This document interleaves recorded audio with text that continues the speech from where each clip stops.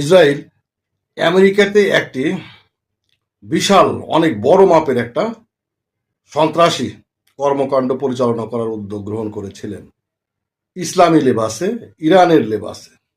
মানে ওই সন্ত্রাসী কর্মকাণ্ডটা পরিচালনা করবে মোসাদ, কিন্তু ওটা দৃশ্যমান হবে যে ইরানের পক্ষ অবলম্বনকারীরা বা ইরান সমর্থক গোষ্ঠীরা এই কর্মকাণ্ডটা পরিচালিত করেছে। আসসালামু আলাইকুম। ইরান থেকে প্রকাশিত প্রচারিত কয়েকটি সংবাদ বিশ্লেষণ করব।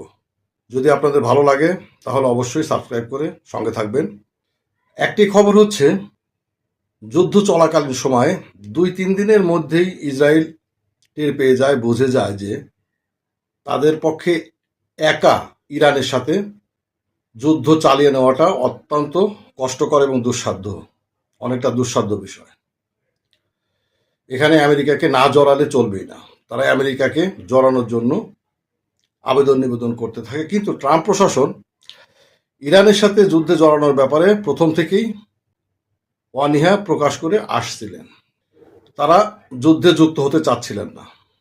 এই পর্যায়ে ইসরায়েল আমেরিকাতে একটি বিশাল অনেক বড় মাপের একটা সন্ত্রাসী কর্মকাণ্ড পরিচালনা করার উদ্যোগ গ্রহণ করেছিলেন ইসলামী লেবাসে, ইরানের লেবাসে।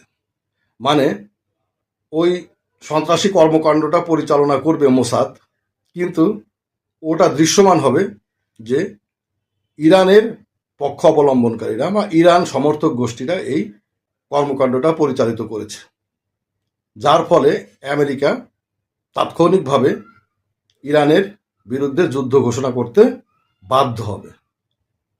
আপনাদের মনে আছে আফগানিস্তানের উপর হামলার প্রেক্ষাপট টুইন টাওয়ার?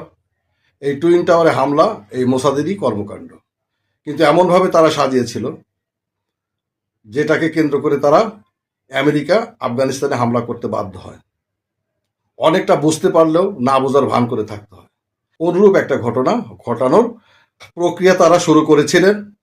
ইরানি গোয়েন্দা সংস্থা বিষয়টি জানতে পেরে তাৎক্ষণিকভাবে দ্বিতীয় একটি দেশের মাধ্যমে, ধরে নেওয়া যায় কাতারের মাধ্যমে, আমেরিকান গোয়েন্দা সংস্থাকে, সিআইএকে দ্রুত জানিয়ে দেন এবং সিআইএ এটার বিরুদ্ধে ব্যবস্থা গ্রহণ করে।